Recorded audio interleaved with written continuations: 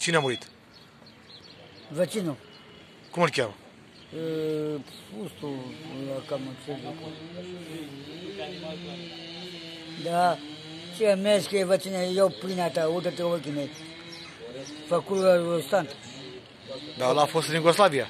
Cavaga, da. A fost în Iugoslavia cu Bordeanu, nu? Da, Bordolanul a fost Cavaga, da, Bordolanul. Și acum ai fost la Popa, ai venit cu Popa să-l îngroape pe ăla, nu? Da. Cum i-ai zis? Ustul, că nu, poate vine de gheț și ustul cine vine. Ce Popă? Ce Popă de gheț. De gheț, că vine. El singur vine? Păi da cine? Eu coța în față, eu m-am mâncat toată ziua coța aia în spate. M-am mâncat toată ziua coță. Dar îți dă bani, nu? Îi dă bani. De gheț ia 2 milioane și eu 10 ei. Nu-i bine, a? Nu.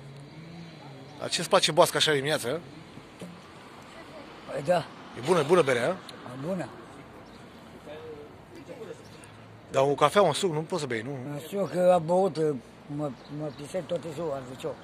De la ce, la suc, nu? E de suc. De la bere, nu? Ia arată, ia inelele, ia să vedem inelele, ia. Așa, aici. Face poze. Și pe aici.